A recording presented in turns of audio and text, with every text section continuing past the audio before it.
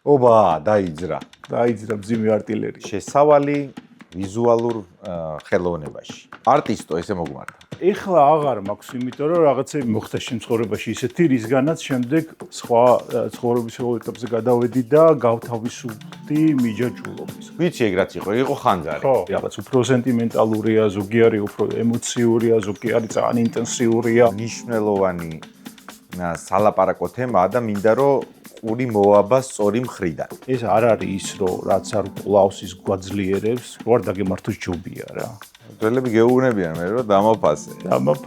ხო, ამბავი, რომელიც აფხულის მეორე დღეს მოხდა. ახლობით წარმომიდგენია, რასაც გულისხმობ. რაღაც აი ამ ეპოქის ადამიანისთვის იმ ეპოქის ხმა კარგი ექო იქნებოდა. ვა, საინტერესოა. ხო, ბრძოლა შესაძლებლობებსა და სურვილებს შორის არის. აი, 10-ული რო დაგვისახე. 20-ული, რაც გინდა 5-ული.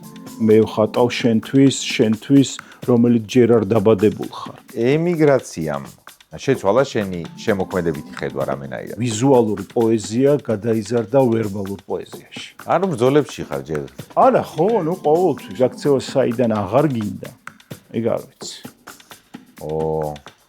მადლობა საინტერესო პასუხებისთვის და ამ ვიბრაციების გაზიარებისთვის. მადლობა ასე.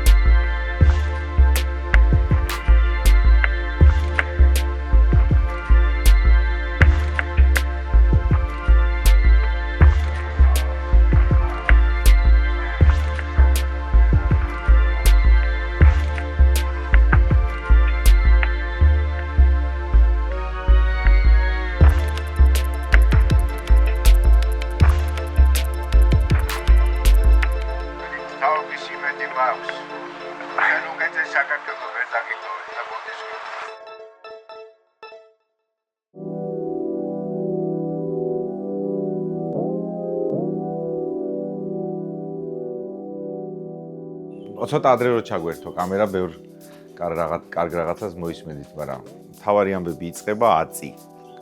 წვიმამ არ შეგვიწყო ხელი, თორე ამ გადასარევ ბაღში ჩავწერდით ინტერვიუს რაღაც გარკვეულ ეპიზოდს, მაგრამ თუ დაგვინდობს დედაბუნება და ცოტა გადაიღებს, იქაც გავალთ, მაგრამ სახში ისეთ სიმყუდროვეა. შეიძლება არც დამეთმო აქაურობა. რა ვახარ? კარგია. ჩვენ შენობიძე შევთანხმდით გუშინ, აქამდე არ ვიცნობდით ერთმანეთს და ძალიან მიხარია რომ გამიცა. მე ძალიან მიხარია რომ მოხვდი. აი არტისტული სახლია, როგორც უნდა იყოს არტისტის სახლი, არის ზუსტად ისეთი. საით გაგექცეს თვალი, ვერ შეჯერდები საკუთარ თავთან ადამიანს. თვალი შემთხვევით გარბის ხო. ისე როგორ არის? აი აქ რო შემოხვალ მთავარი რა გეგულება, მთავარი ნახატი. მთავარი ნახატი?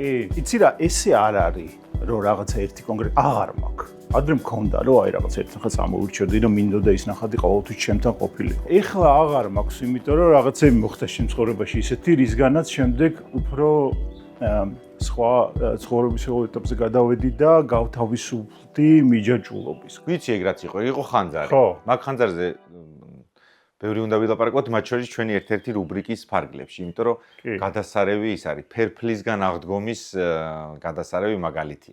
მანამდე ერთი სახლი ხო, ფენიქსური. მეთქი რაღაც ხوار შემეშალათ.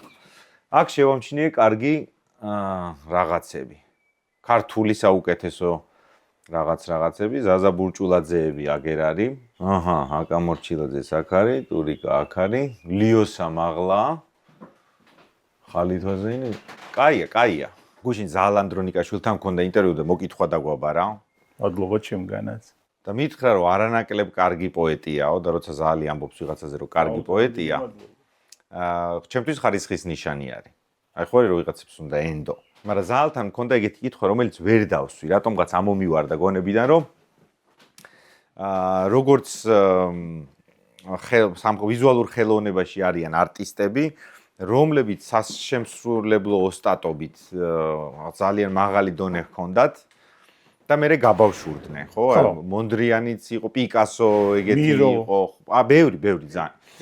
და მინდოდა მეკითხა რომ ლიტერატურაში თუ ეგულება ისეთი ხალხი, რომელმაც სასშემსრულებლო ოსტატობა აიყვანა რაღაც მაღალ დონემდე ძალიან და მერე გაბავშვურდნენ, ძალიან დაამტვრია, დეკონსტრუქცია მოახდინეს ამენის და დამავიწყდა, მაგრამ აი ეხა ვფიქრე რომ დღეს შენს დაგელაპარაკებოდი ამ თემაზე. მაგრამ აგერ აღმოვაჩინე რომ ხალხს ხო აქვს ეგეთი აღქმა რომ აბსტრაქციას ადამიანები ხატავენ და აი რა არის ეს თანამედროვე ხელოვნება ხატვარი იყო, არ ვიცი. ხო, ვიზე ვთქვა, ვერ მე გეტყვია. ხო და მე ამჩნევ ადამიანი რომ სინამდვილეში აბსტრაქციის ავტორს აქვს ხოლმე ეს ოსტატობა. ყველაზე საინტერესო კომუნიკაცია ჩემთვის არის აბსტრაქციით კომუნიცირება ადამიანებთან, რა, იმიტომ რომ ეს არის რაღაც მედიტატიური მდგომარეობა, რაც შემდეგ გაყავხარ სხვა ტრანსცენდენტულში და გაძლევს რაღაც გარკვეულ ინფორმაციას, რომელსაც შეიძლება შენი მომენტში ვერ აღიქვა, მაგრამ შენზე ზემოქმედებს. აი უკვე ოსტატობაზეა დამოკიდებული რა, როგორ შეგიძლია შექმნა ის ვიბრაცია აბსტრაქტული ხელოვნებით და არა კონკრეტული რაღაცა ფიგურატიული ხელოვნებით და ამით მერე შენ შეძლო ადამიანზე ზემოქმედება. რაღაცების მასში გახსნა, გაღვივება. არის მიზანი შესრულების პროცესში, როცა შენ გაქვს რაღაც ჩანაფიქრი. რისი თქმაც გინდა. მიზანი არის რომ ზუსტად ის მიიღოს დამთვალიერებელმა. იცი რა, ნამუშევარს გააჩნია. არ არის ყველა ნამუშევარი ისეთი ვიბრაციის მქონე, რომელიც ესე ძლიერად ზემოქმედებს ადამიანს. ზოგი არის რაღაც უფრო სენტიმენტალურია, ზოგი არის უფრო ემოციურია, ზოგი არის ძალიან ინტენსიურია.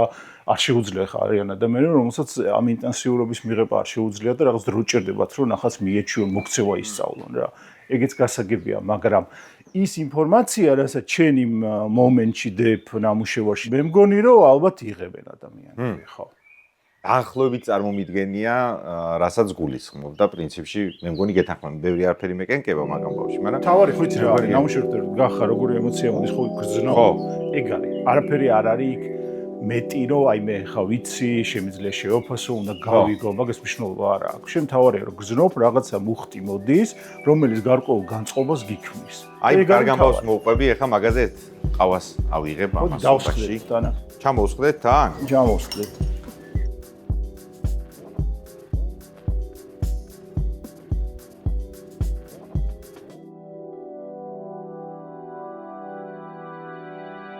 აბატონო ისე კი არ მოვსულვართ ხერცარიელები. PSP-მ გამოგვატანა პირადად შენთან საჩუქრები. ეს არის მისშა, ესე ქვია.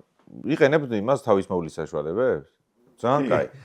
დამატენიანებელი ლოსიონი აქეთ-იქით ყველაფერი. გადასად. ხო, მაგრამ და ესა ქვია, ხელის, რა ქვია, კრემი, ნისკოტის, მოკლედ, კაი ამბებია, აბატონო. ძალიან დიდი მადლობა. გესანმე, დიდი მადლობა. ძალიან არაფრის. მოვიმარჯო კიდე რაღაცები.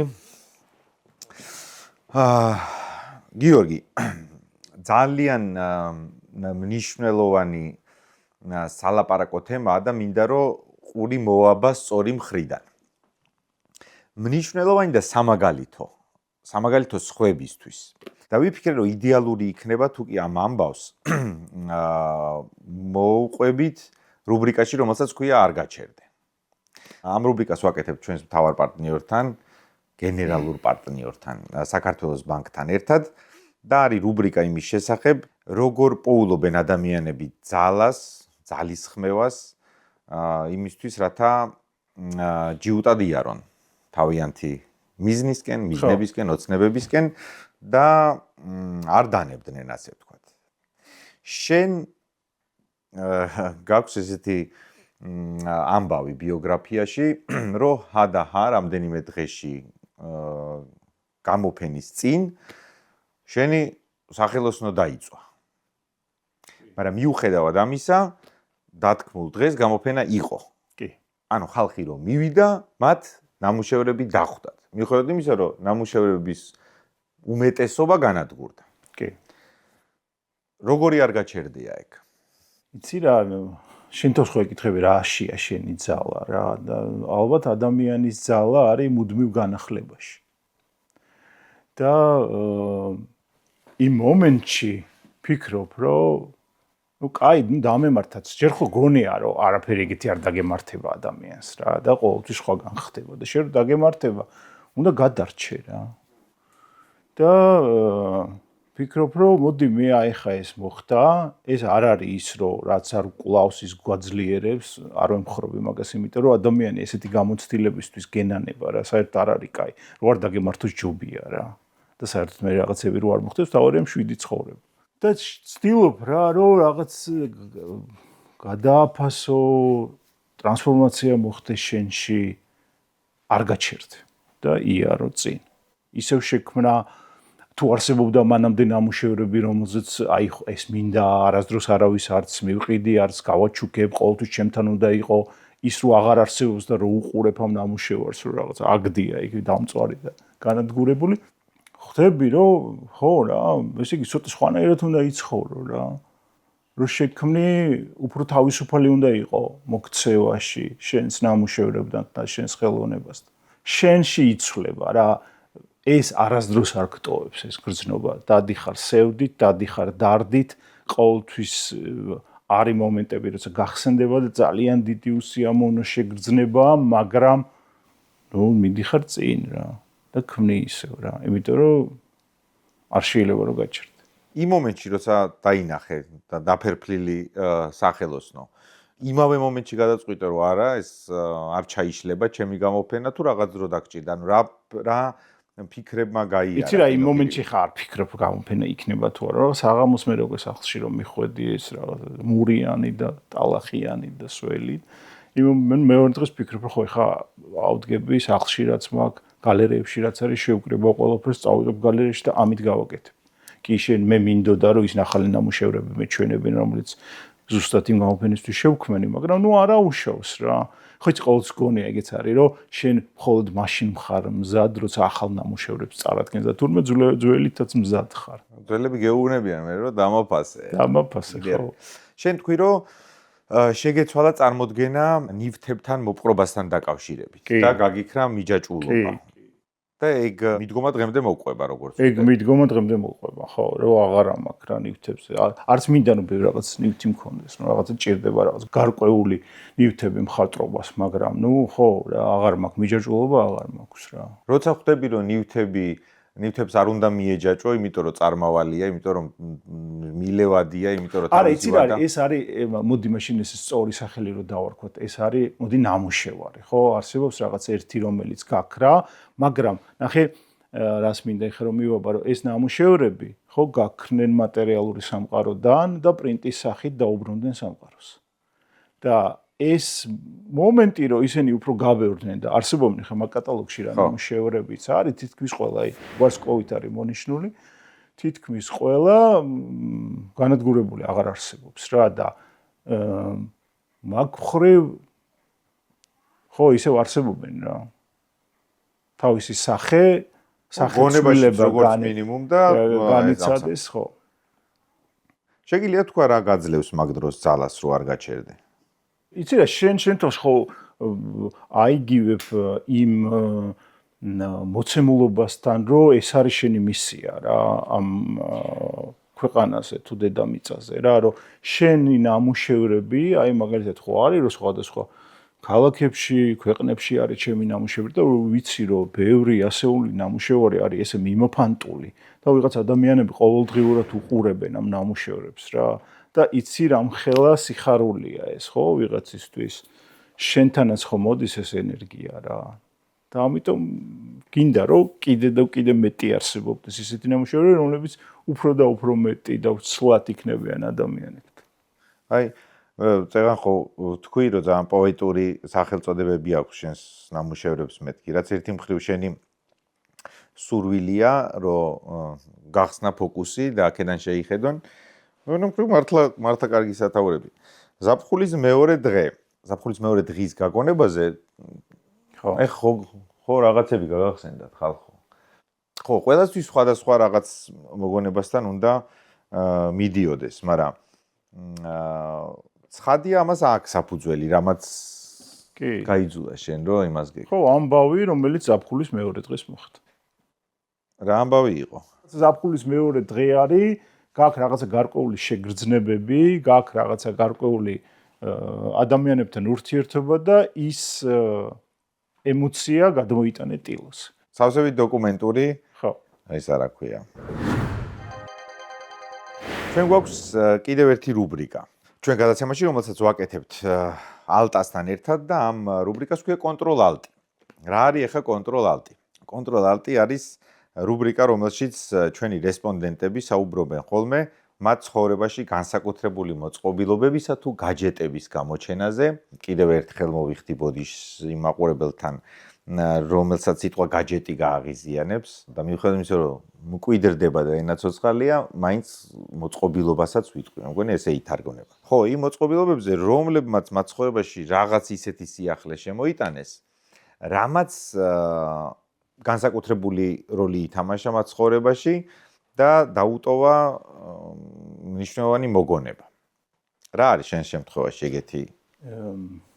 იცი რა პირველი რაც მახსენდება, ეს არის ატარის კომპიუტერი. გახსოვს ეს ჯოისტიკია, ორი ის რო კი. აი ეგ მახსენდება ტარზანი და აი ეს რაღაც ნინძები და რაღაცა. აი ეგ არის, ეგ იყო ჩემთვის ყველაზე დიდი საოცრება, რომ შენ შეგიძლია ტელევიზორის დიდი ტელევიზორი, რაღაც ივერია ტელევიზორები რო იყო, იმას შეაერთო ეს ატარის მამაჩემ ჩამოვიტანა უცხოეთიდან და აი ეს თამაშები იყო ჩემთვის სხვა სამყაროში გადანაცვლება რა. აი ეს იყო რაც ყველაზე მკვეთრად მახსოვს რა. აი ეს ატარის კომპიუტერი. თან ესეთი ლოგო ქონდა რა, ძალიან საინტერესო რა. ეს შავი ტიპი და ეს ჯოისტიკი ქონდა ორი ღილაკი და ემი თამაშობდი. რამდენის იყავ? აუ 12-ის, 11-ის ხო. არის სადმე ხა ეგ მოწყობილობა? იცი რა სანდროსთან საუბრობდი მაგაზე? არის, მე მგონი შეგიძლია რომ იყიდო და დაახლოებით. არა, შენ ის არის. არა, ხო, აღარ მახსოვს, არ ვიცი, შეიძლება ჩემთან მშობლებთან, ჩემი მშობლების სახლში სადღაც. როდის თამაშობდი ხომე?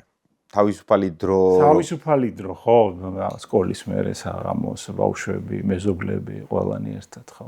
რანაირად არის ჩარჩენილი ეგ შენს მეხსიერებაში, ეგ პერიოდი თამაშის? იმ ხო იცი სულ სწრაფი რო ხარ, აი ერთი სული რო გაქვს, რომ სკოლიდან წამოხვიდე, ან გაკვეთილების მომზადებას მორჩე იმისთვის, რომ მიხვიდე და ითამაშე. ხო, იცი რა, შეზღუდული არასდროს არ ვეყავით ხო ბავშვობაში და ესე გინდა თუ არა ხა აქედან აქამდე არ შეიძლება ამდენი ხანი. ხა მაგალითად, ჩემ შვილებს ყოველთვის ვეუბნები, რომ არ შეიძლება რომ დიდი ხანი ითამაშო Xbox-ი, მაგრამ ჩვენთვის არ ვიცი ხო, რა, ეს თამაშობდით რა, თავისუფლად რა. რაღაც ის ლაღად მახსოვს ეს ყველაფერი. მერე იყო რაღაც მნიშვნელოვანი მოწყობილობები, რომელიც ასევე. იცი რა, რაღაცა პერიოდი საერთოდ არ იყო, შუქი არ იყო და უბედურება და ყველაფერი. ჩვენ თინეიჯერობა ხო არ ქონდა ჩვენ ისეთი როგორც აღქმულია, რომ თინეიჯერი უნდა. ხო. ფილმებში რო ხედავ. ხო, ფილმებში რო ხედავთ და მას მერე თუნდაც მერე უკვე წამოვიდა ხო, iPhone-ი, რაღაცა ეს touch-ი და iPad-ი და ნუ იყო რა უკვე რა სხვადასხვა მიმართულებები და ესეც გარკვეული აღრთოვანებას იწვევდა რა უკვე რომ შემოვიდა ეს ყველაფერი 2000 უკვე გერმანიაში ცხოვრობდი. და პირველი ეს iPod-ი რომ შემოვიდა, ესეც ისეთი იყო რა, რაღაცა გარკვეული საინტერესო ნივთი, რომელიც შევიძინე და ძალიან მომწონდა რა. შეგეძლო ბევრი მუსიკის ჩაწერა და შვიდათ მე ელბე სანაპიროზე გესეირნა. ხო, მაგრამ ის პირველი ემოცია მაინც არა, პირველი ემოცია ნუ მაინც საოცრებაა, იმიტომ რომ ტელევიზორში ჩდება ფიგურები, აი ესე დაკვადრატებული, რომელიც შეგიძლია მართო რა, დემიურგი ხარ რა, პატარა და ამათ რაღაცა მიუთითებ რა, რა უნდა ქნან, ხო? მუსიკას რას უსმენ? მუსიკას უსმენ ჯაზს. პეტერსონს, დაიანა კროულს, მაილს დევის, მარვინ გეის, ხო? ესე რა უფრო ჯაზის. როგორ ფიქრობ, რითი ან რო დავსახოთ შესავალი ვიზუალურ ხელოვნებაში. რას ურჩევდი? თუნდაც მოზარდებს, ახალგაზრდებს, მოსწავლეებს, შენი გამოცდილებით ვინ არიან ისეთები, ის ოსტატები, რომლებიც უფრო მეტად აქვთ შანსი, რომ ხელოვნება, ვიზუალური ხელოვნება როგორც ასეთი შეაყვარონ ადამიანს, უფრო ადვილად აღაფრთოვან. აი, 10-ული რო დაგვისახეთ, 20-ული, რაც გინდა 5-ული. ჩემთვის ალბათ მაინც მარკ როტკო, გერჰარდ რიხტერი, მირო, იმპრესიონისტები ძალიან მნიშვნელოვანია ამ ყველაფრის აღქმა. ხო, ისე ყველამ თავის გზა უნდა გაიაროს და ვის რა მოწონს და ვის როგორი კეთება, ვის რის კეთება უნდა რა, ალბათ შეიძლება კეთება არ უნდა და უბრალოდ ის რო ხელოვნება შეიყვაროს. შეიყვაროს, მაშინ ალბათ იმპრესიონისტები რა, იმიტომ რომ ყველაზე თბილი და ყველაზე საინტერესო სამყაროა რა. მე ვფიქრობ გარდამავალი სამყაროა რა. ამ კლასიკურს და აბსტრაქტულს შორის. და მე ვფიქრობ მაგის რაღაც აი ამ ეპოქის ადამიანისთვის იმ ეპოქის ხმა კარგი ექო იქნებოდა რა მათთვის და ამ ეპოქის ადამიანისთვის იმ ეპოქის ხმა, ვა, საინტერესო. ხო. კარგი ინსპირაცია იქნებოდა და კარგი იმპულსი. რომელი არტისტების ცხოვრებაა შენთვის შთამაგონებელი? არა ვის. არა? არა, ხო, არა. იმიტომ რომ ყველა არტისტი თავისი მხრივ ძალიან ტრაგიკული პიროვნებაა რა, მაძიებელია. ბრძოლა შესაძლებლობებსა და სურვილებს შორის არის. მიგაჩნია, რომ აბსოლუტურად დამოუკიდებელი უნდა იყოს ნამუშევარი მისი ავტორისგან. ანუ გასაგებია, რომ ჩვენ პირველი მიახლება გვაქვს სტილოსთან. ხო.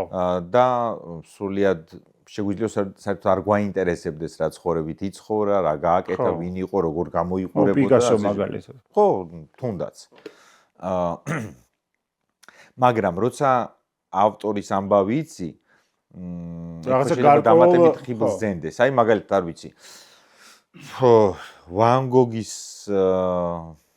წვალება რო იცი და მე ამ შვენიერებას უყურებ და მე ხვდები რომ ცხოვრებაში მე მგონი გამოფენა არ ღირსებია კაცს საერთოდ და სერიოზულად არავის აღუქვამს და დღეს ესეთი იკონური ფიგურაა, ხო? მე მაგაზე მაშვები რა ქვია, ცალკე საფიქრას გიჩენს, ხო? კი, იმიტომ რომ ისეთი მესიჯი დაგიტოვა რა ვან გოგმა, რომ თქვა მე ვხატავ შენთვის, რომელიც ჯერ არ დაბადებულ ხარ. ხო. და ეს უკვე რამხელა ტრაგიზმი და შეწირულობაა, რომ მე ვხატავ შენთვის. შენ ადამიან რომელიც არ დაბადებულ ხარ, ხო? ხო, იმიტომ რომ და შენ თუ ამას ემპათიურად აღიქვამ და გაიგებ, ხო? ძალიან დიდი რაღაცა სიყვარული გაგიჩნდება რა იმ შემოქმედების მიმართ, რაც იმან დატოვა რა იმ ადამიანმა, იმ შემოქმედმა დატოვა. აი ვან გოგის მუზეუმში არის ნახატები, რომელიც აი სიკვდილამდე ცოტა ხნით ადრე აქვს დახატული. თუ არ ვცდები საავადმყოფო ზეზო C მათ შორის. რო უყურებ, შეგიძლია წარმოიდგინო თუ იცი მისი ამბავი, შეგიძლია აი მიხვდე მისი მენტალური მდგომარეობა. კი. სულიერი მდგომარეობა რა რთული იყო იმ მომენტებში. არ ვიცი, ან მუნკის ცხოვრება რო აი მოდილიანის. ხო, ამიტომ ყველა ტრაგიკული ხელოვანი ზოგადად დარდით სავსე ადამიანია რა და სევდით სავსე და ესეც არის, იმიტომ რომ მისი ემპათიური დიაპაზონი ძალიან დიდია და ყველაფერი გულთან აღიქვამს ადამიანებს რა უფრო ძლიერად და მძაფრად და ეს ყველაფერი მე ამისგან გათავისუფლება ძალიან რთულია რა მაინც რაც რომ უნდა ეხა მაგარი იყო დაყვება რა სულ რა ემიგრაციამ შეცვალა შენი შემოქმედებითი ხედვა რამენაირად კი ალბათ რა თქმა უნდა ხო შენ ჰამბურგში წახვედი პირველად იყავი ჰამბურგში ჰამბურგში კაი 10 წელი მოგიწია ხო ყოფნა როგორც ადამიანს ზოგი ადგილი რაღაცას გართმევს ზოგი ადგილი რაღაცას გაძლევს რა და აქედან გამომდინარე ყველა ეს გარდაქმნა და სხვა ქვეყანაში გადასვლა რა თქმა უნდა შენი სულიერი ევოლუცია და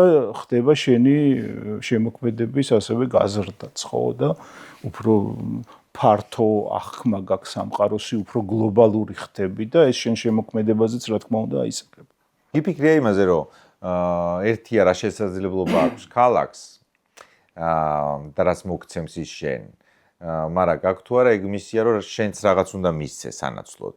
კი ის მაინც წაიღებს იცი ყველაფერს მაინც წაიღებს სამყარო წლები როგორც მინიმუმ არა ხარკი სამყაროს მიაქვს რა ყველანაირად ბევრი თავისი ხრიკი აქვს როგორ წაიღოს შენგან შენ რო არ მიცე ის მაინც წაიღებს რომელი ქალაქია შენთვის ყველაზე არტისტული რომელიც საითაც არ უნდა გაიხედო ახალ იდეას გაძლევს აი გაბერტყავს თავზე არ იცი რა ესე ვერ ვეტყვი ხა არის ქალაქები რომლებიც მიყვარს და არ მინდა ეხა გამოვყო რატო მადრიდი მაგალითად რომელიც არ მაგარია და მზიეთ სავსეა ბერლინიც რა თქმა უნდა, მაგრამ ნუ ეხა ეს სიმწვანე შეგიძლია იყო რა. შენ სადაც ხარ, იქ არის შენი ხელოვნება და იცი რა არის ეს გამტარობა შენ თვითონ უნდა მოიპოვო რა. ხო. და ეს გულწრფელობას ვერც ერთი ქალაქი ვერ მოგცეს. შეიძლება მოგცეს რაღაც იმპულსი და ინსპირაცია, მაგრამ ეს შემოქმედებითობა მხოლოდ შენზეა რა დამოკიდებული რა. ხო ეგ სახლის თემაც არის, რომ სახლი არ არის იქ, სადაც კარგად გრძნობ თავს, სახლი არის იქ, საიდანაც გაქცევა აღარ გინდა. ხო და აი ეს გაქცევა საიდან აღარ გინდა, ეგ არ ვიცი. ანუ ბრძოლებში ხარ ჯერ. არა, ხო, ნუ ყოველთვის ეხა რა. გადიხარ რა ადამიანი და უნდა იარო რა. იცი რა, ჩემთვის მნიშვნელოვან შეკითხვას ბადებს მოცემულობა, როცა აღმოვაჩენ ადამიანს, რომელიც განსაკუთრებით ხელოვნებაშია და რაღაც მომენტში აღმოვაჩენს, რომ თავის სათქმელის ახალი მედიუმი სჭირდება. ერთია რომ ხატავდა რაღაცას ვიზუალურად გადმოსცემდა და უცებ აღმოაჩინა რომ მე ხა სიტყვით მირჩევნია ამის კეთება. მაგ გზაგამყოფზე მომიყევი შენ შემთხვევაში. რაღაც მომენტში ჩემთვის ხანძრის შემდეგ უფრო ვიზუალური პოეზია გადაიზარდა ვერბალურ პოეზიაში. და თუ იმიტომ რომ ხელნაწერები არ იწვია. ხო.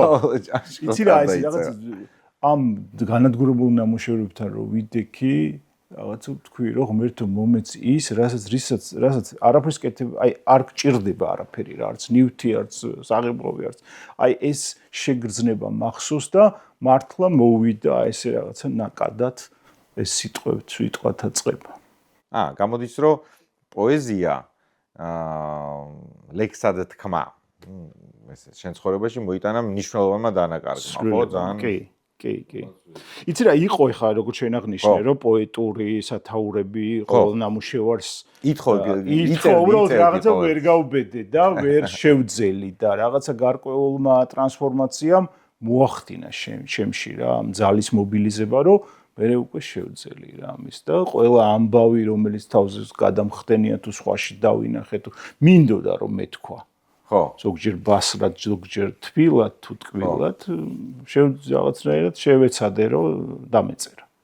არის რაიმე სხვაობა ქართველ ხელოვნების შემფასებელსა და დამფასებელს და გერმანელ ხელოვნების შემფასებელსა და დამფასებელს შორის. იცი რა ადამიანები ყოველგან ერთნაირები არიან და ერთნაირად აღიქვამენ რა ხელოვნებას და ამიტომ ესე არა. შეიძლება მასშტაბიდან გამომდინარე უფრო მეტმა ადამიანმა ნახოს და უფრო მეტმა ადამიანმა გააკეთოს უკავშირი შენ ნამუშევარზე რა ვიდრე საქართველოში რა და ეგ განსხვავება. ლიოსა ცხოვრობდა მადრიდში. მაშინ სტიპენდია რო აიღო, ახალგაზრდა იყო რო ჩავიდა. ანუ რო დაამთავრა ეს სასწავლებელი, სამხედრო სასწავლებელი. მე წავიდა მადრიდში და ეგეთი ტაბერნა, რეტიროს პარკთან უკან არის, ადრე იყო ერქვა ელ ხუტო თუ რაღაც ეგეთი. ეხლა არის არზაბალი, რესტორანს ქვია. ქსელია მე მგონი არზაბალი. და თვითონ უწერია რომ ამ ტაბერნაში ჯდომის დროს დავიწყე პირველი რომანის წერაო. ქალაქი და ძაღლები მან დაიწყო მოკლედ. და მე გაშალა ფრთები, მაგრამ ის არის ქალაქი და ძაღლები ის იყო. აკრძალული რომანი იყო. და არც არის გასაკვირი, იმიტომ რომ მაგ რომანში იმასქნა მთელი ეს სისასტიკე, რაც ახასიათებდა, რაც იყო იმ სამხედრო სასწავლებელში, ეს ადამიანი ძალიან ქვენა, ესენი რა ქვია, ბუნების გამოვლინებენ, ყველაფერი ძალიან ცუდად მიიღო. პერუს საზოგადოება, მე მგონი, ეხაც ძალიან კონსერვატიულია, მაგრამ მაშინ მით უფრო ძალიან კონსერვატიული იყო და მე მგონი დაწვეს კიდეც წიგნები. მე მგონი კი არა, დაწვეს. ძალიან ცუდი გოგოსოინები დავინახე რა, ლიოსასი და ლიოსა მაგრამ მიყვარს. მაგრამ არჩევანი რომ მიდგეს ესპანურენოვან მწერლებს შორის, სხვებს ავირჩევდი რო რამე. მაგრამ ლიოსა მაგარია. ესე ჩენია ხო? კი, ეგეც ჩემი. ეგ არის ეზე სამხრეთ საფრანგეთში. აი ეს მოდი ერთის ნახე რა მაგარია. ერთი პერიოდის აი იქ რო ეხა ვიყავი ზაფხულში. ის გამახსენა. ღმერთო ჩემო, კაკაბაძის იმერეთის და ეს არის ხოლმე რა, აბსტრაქციაში რო ხარ და გინდა რაღაც ისევ ძველს დაუბრუნდე და რაღაც ისეთი ხილული ამბავი შექმნა. ხო? მაგრამ მე ჩამოვედი და ნუ გავაგრძელე ისევ. ისევ გააგრძელე. ეს არის ესე იგი მატისის შთაგონება. მატისის შთაგონება, ხო. ვა, ძალიან ლამაზია. ნახატებს როგორც ვაკვირდები, ხელსაწერ უკანა მხარეს, ხო? ძირითადად და ამას ხა წინა. ესეთ ნამუშევარს კიდე შეიძლება რომ მოვაწერო ხელი და აი აბსტრაქტულ ნამუშევარს ჩემს ხატვარი მეგობრები მეუბნებიან ხოლმე რომ უნდა მოვაწერო და უნდა ჩანდეს ნამუშევარზე და მე ვფიქრობ რომ რაღაც იცი რა ვერ დავაკავშირე შრიფტი და აი სივრცე ერთმანეთთან. გონია რომ მეზედმეტება? მეზედმეტება და კი ეხა ნუ ამბიცია გააქვს და გინდა რომ მოვაწერო, მაგრამ იცი რა იმ დონეზე მენანება რომ ვერ ვაკავშირე, მგონია რომ იმ სივრცეს ისეთი მოხაზულობით ვეხები, რომელიც არ უხდება და ამიტომ მაგ შემთხვევაში ჩემ თავს უფრო უკანა პლანზე ვაყენებ რა. რა საინტერესოა. ეგ ის არის. მაგ ეგოსთან გამკლავება არ უნდა იყოს ესეთი. იმიტომ რომ იცი რა ჩემთვის ეს მოხაზულობა ხო, უფრო მნიშვნელოვანია. ვიდრე ის რომ აქ ეხა ეგო და ჩემი სახელი და გვარი ეწეროს. მიუხედავად იმისა რომ მინდა რა თქმა უნდა, მაგრამ დასაფასებელია მოთოკვათ.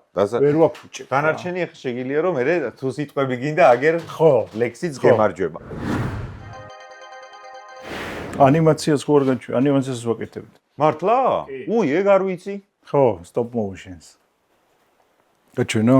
მაჩვენე. ანიმაციას ეს იყო ჩემი პირველი ანიმაცია, რომელიც გავაკეთე პლასტელინით.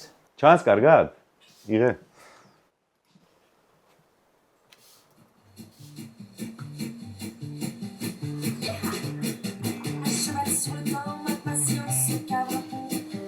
ეს ვერ მოშორდება, ვერ ვხედავ.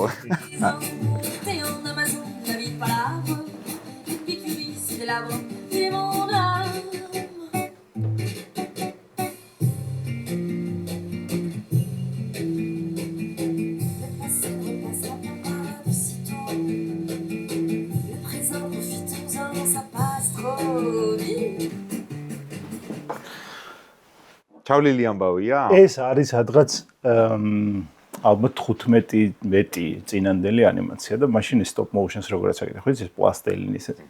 მე ხო ტექნოლოგიები განვითარდა და ეს ყველაფერი ეხა რაღაცა გავაკეთე და რაღაცა დაახლოებით ესეთია, რომელიც ეხა ჯერ ეს ახალია რასაც? ეს უახალია, უბრალოდ ხმა არ აქვს. ესეც პლასტელინია, ეს ყველაფერი პლასტელინია და უბრალოდ ეხა ამ ტექნოლოგიურმა პროგრესმა მომცა იმის საშუალება, რომ უფრო სრულყოფილი გამეკეთებინა. იგივე ამბავია, ოღონდ ახლებო, ხო? ხო, ეს პლასტელინის ყველაფერი, ნუ მაშინდელი გაკეთებული ფიგურა არის.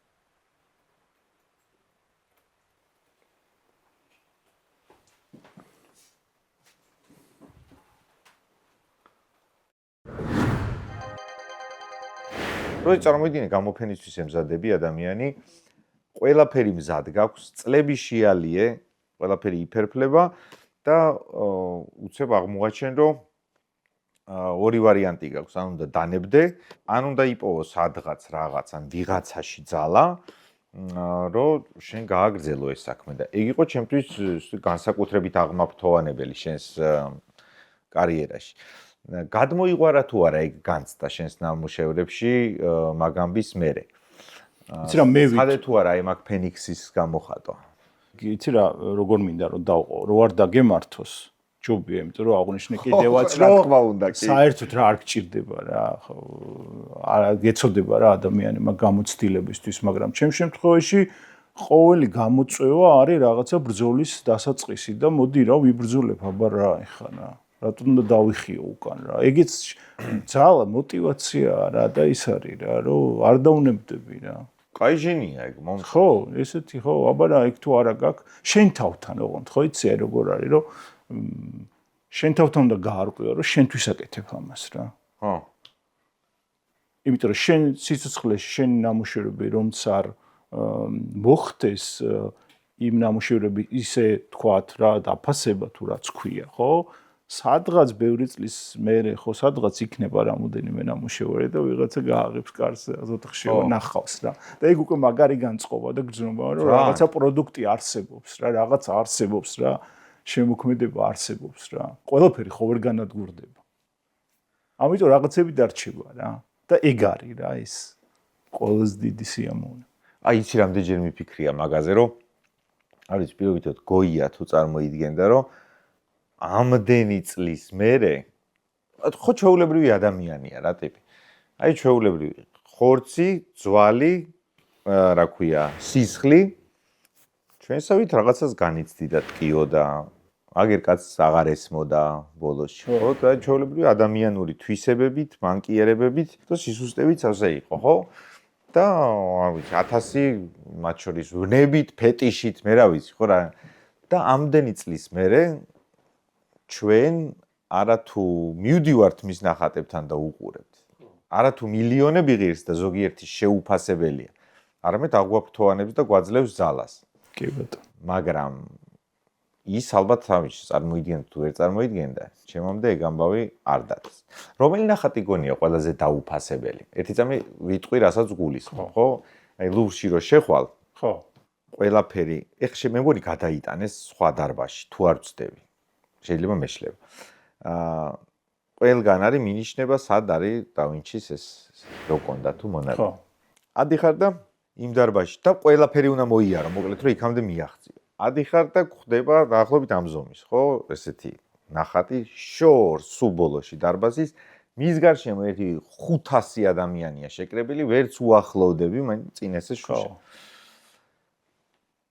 და უყურებ და მე მგონი ეგ ისეთი ნახატია, რომ ან ეგრევე მოგნუსხავს, ან იფიქრებ, რომ ვა რა არის ხა თურმე.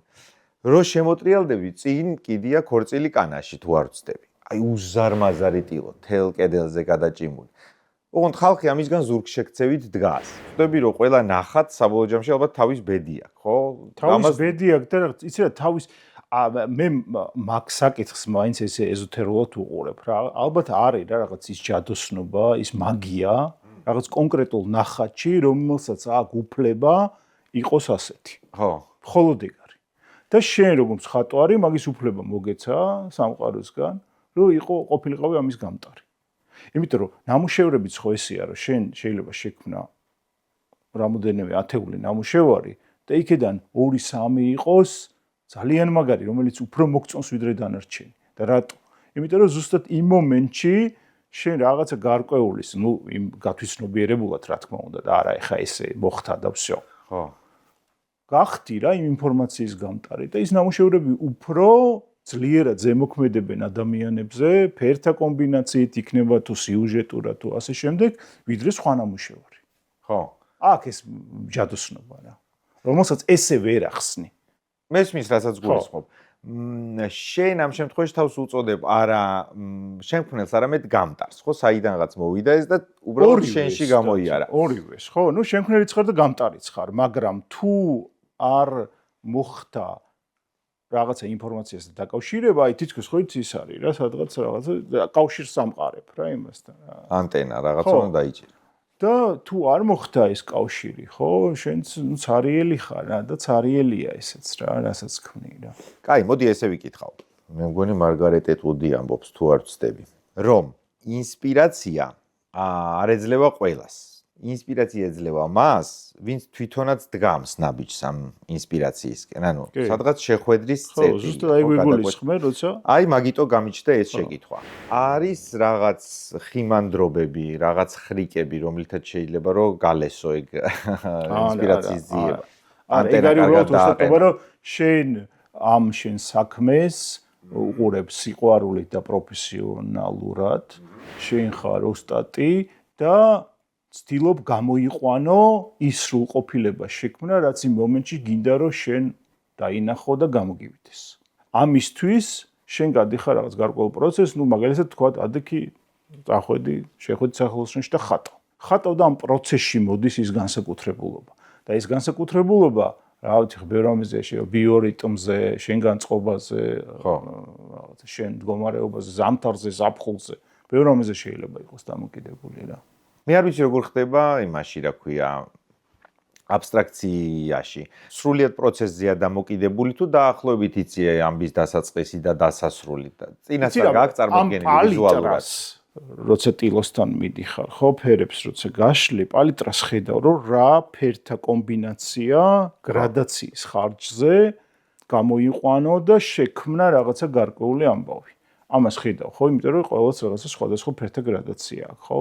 არის მე ის საინტერესო მომენტი, რომ სულ დადიხარ იმ კიჩის და გემოვნების ზღვარზე, რომ აი მაგალითად რაღაცა ფერები რეალურ ცხოვრებაში ერთმანეთს არ ეხამება, ან იმ ფერთა კომბინაცია არ არის ისეთი საინტერესო, მაგრამ ტილოზე გრადაციის ხარჯზე გინდა რომ გამოიყვანო.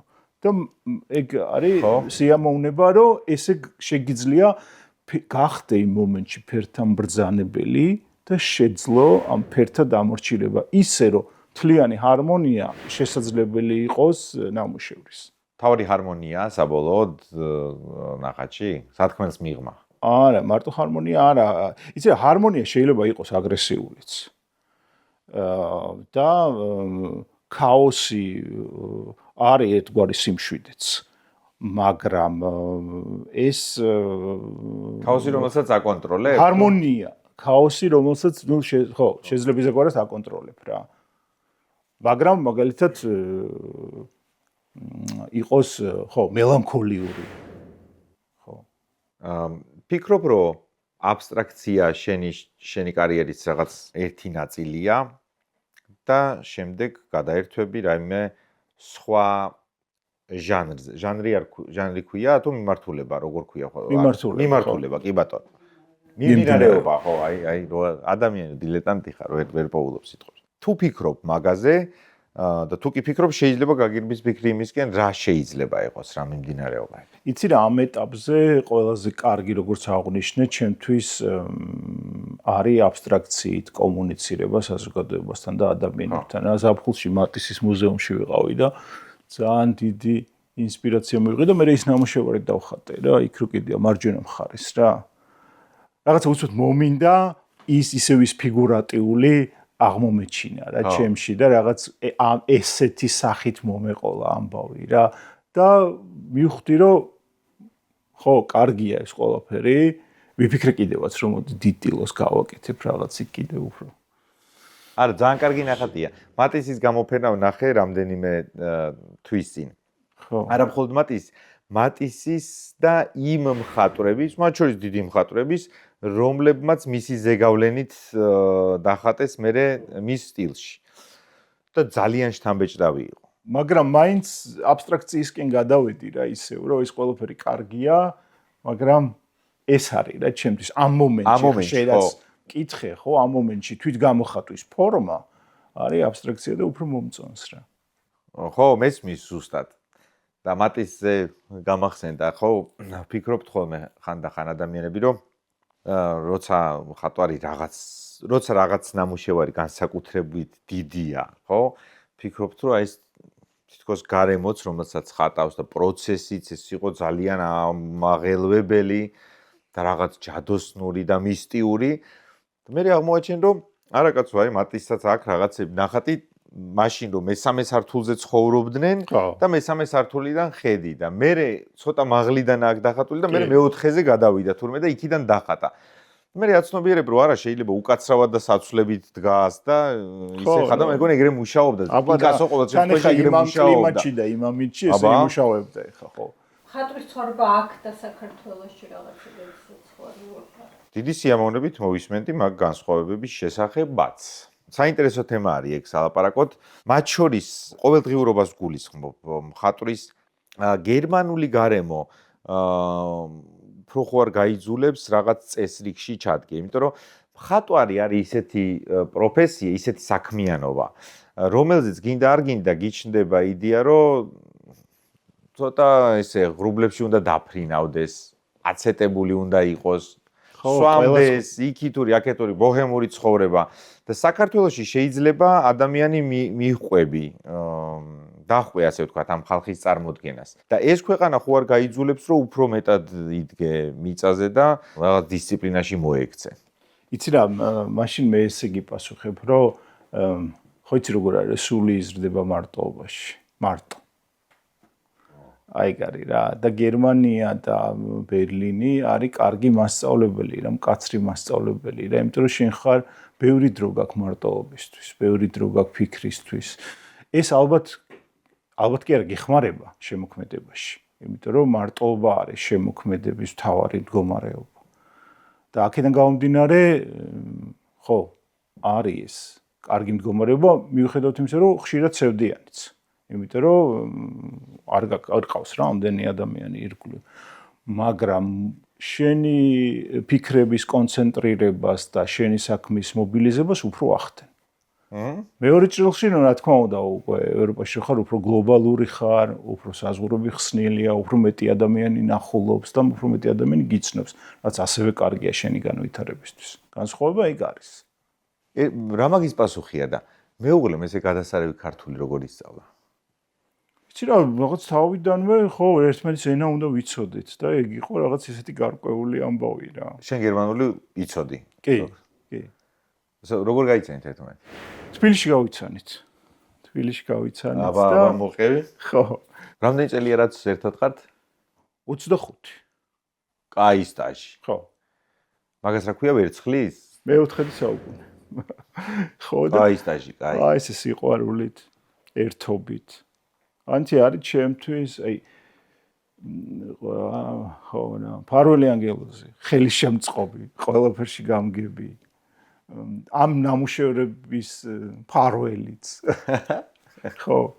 მახსოვს ერთი ისტორია ჰამბურგში ძალიან პატარები ვართ და ფული არ ქონდა რა და ის საღებავები უნდა ვიყიდო მისკი. კაიო იყიდო საღებავები. ხო აი ესეთი მხარდაჭერა რა და მართლა მისი დამსახურებაა დიდი წილი რომ მე შემიძლია ესე ახირებულად რაღაცები ვაკეთო. მაგარია. ხო. როგორ ფიქრობ, რაზე დგას თქვენი აი ამ ხანგრძლივობის ურთიერთობა? სიყვარული გასაგებია. ხო. იცი რა რა არის თავარი? თავარი იცი რა, თავარი აი ერთობა, აი ეს მეგობრობა, კომუნიკაცია აბსოლუტური ერთად კეთების სურვილი, ერთად ყოფნის სურვილი რა. ყოველთვის და ყველგან. ხო, ეს ერთობა რა. ჩვენ ერთნი ვართ რა, ეს არის ყველაზე მთავარი. გაქვს ეგ რომ სრული ერთიანობის განცდა. კი. რა არის მთავარი, რაც გინდა რომ ხასიათის შტრიხი თუნდაც, რაზეც პირდაპირ არ იტყვი, მაგრამ გინდა რომ შენი ჰქონდეთ შენს შვილებს. ხო, ჯერ კაია, ხედავ?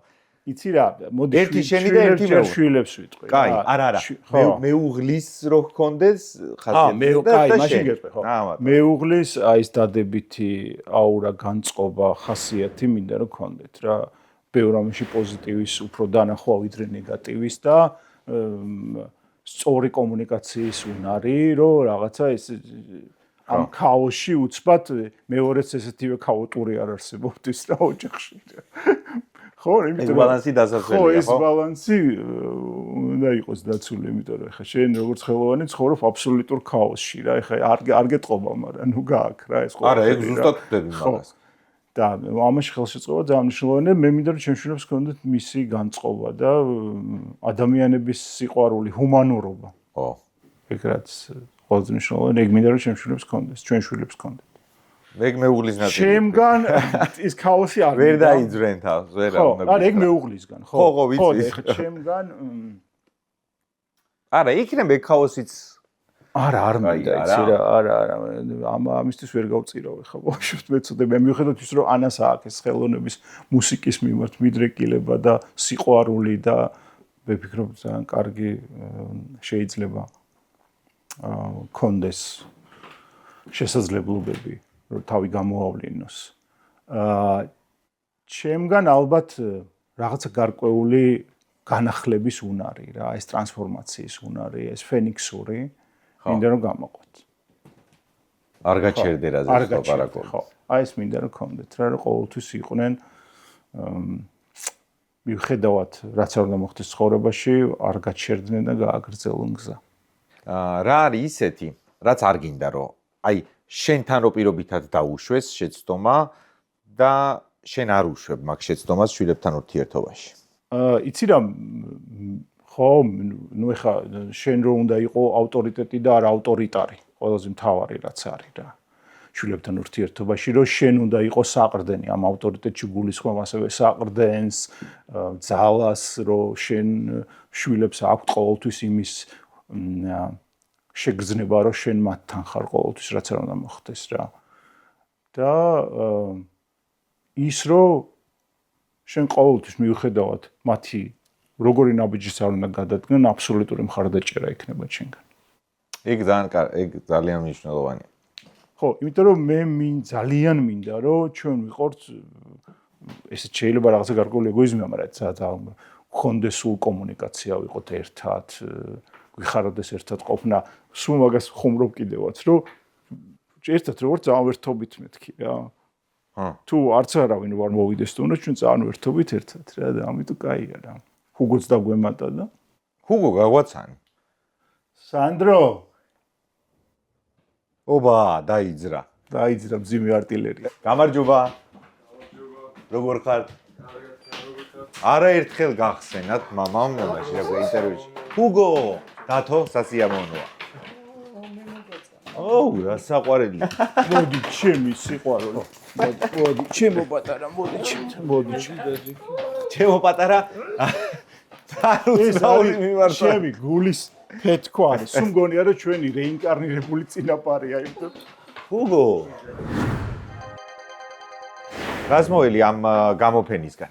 იცი რა, დიდი მოლოდინი ხა არ მაქვს. რა უბრალოდ კარგია რომ გამოფენას ვაკეთებ, რაღაც გარკვეულ ახალ ნამუშევრებს წარვადგენ და შემდგომი ეტაპი დაიწყება. და ნუ ამ არეალში საგამოფენო სივრცეს გალერეაც აქ არის. არა ისე შორს და რაღაცა გარკვეული ის მოხდება რა, ადამიანების გაცნობა და ჩემი ნამუშევრებიც შემიძლია რომ ვაჩვენო ამ საზოგადოებას. აქ კლადოს საზოგადოებას. ხო. სადაც ვართ ხა. რა დრო გჭირდება ხოლმე, რა დროს ჩუქნის საკუთარ თავს არა მუშაობისთვის, არამედ ესეთი მნიშვნელოვანი ეტაპის ჩახურვის მერე ლივლივისთვის. არა, მე არ მაქვს ეგ, საერთოდ დასვენება არ შემიძლია. ყოველთვის რაღაც იმაში ვარ რა, ფიქრში, ხო. ამ ამბებში, იდეებში რისი გაკეთება მინდა მაგას ვეძახი. არა, რო არისვენებს გასაგებია, კი. მე გულისხმობ რომ აი ცოტა ხანს რაღაცა. ხო, არაფერი არ გაკეთო. არაფერი აკეთო. არა, მე მგონი არა, ეგრე არ მაქვს. არა, იმიტომ რომ მინდა აი სადმეც რომ მივდივარ, რაღაცა გარკვეული სახის სახატავი ან საწერი მიმაქვს, რომ იქაც შვებულება. იმიტომ რომ იცი რა არის? ეს არის ის მდგომარეობა, რაც მე მჭირდება ყოველდღიურად. ეს არ არის, რომ ეს არის ჩემი დასვენება. არტისტო, ესე მოგმართავ. იმიტომ რომ ხო იცი, მხატვარიც ხარ, პოეტიც ხარ, ცხოვრებაშიც არტისტული ადამიანი ხარ და ეგ არის კარგი. მივესალმები მოკლედ. შენაირ ადამიანებს. მადლობის მეტი რა გვეთქმის გულთბილი მიღებისთვის. მით უმეტეს ახლა შენ ცხოვრებაში მნიშვნელოვანი ეპიზოდი მოდის. მომენტი უпростоრად გამოფენა და როცა ამ დროს გვითმობ, ეგ არის პატივი ჩვენთვის. სიამოვნებაა. მადლობა საინტერესო პასუხებისთვის და ამ ვიბრაციების გაზიარებისთვის. მადლობა ასე. რთულია არტისტის მეუღლეობა? ზოგადად არ ვიცი გიოს არა. ხო, აი, ეს იყო სწორი პასუხი. არა, მე გამომცილად არ მიკითხავს, მაგრამ კარგი პასუხი იყო. რა მინდი? ისე ბერლინში თუ მოაბამს ხო. ხო, კარგად. ბერლინში აი ხა თან ამ დროს უკვე წვიმების პერიოდია.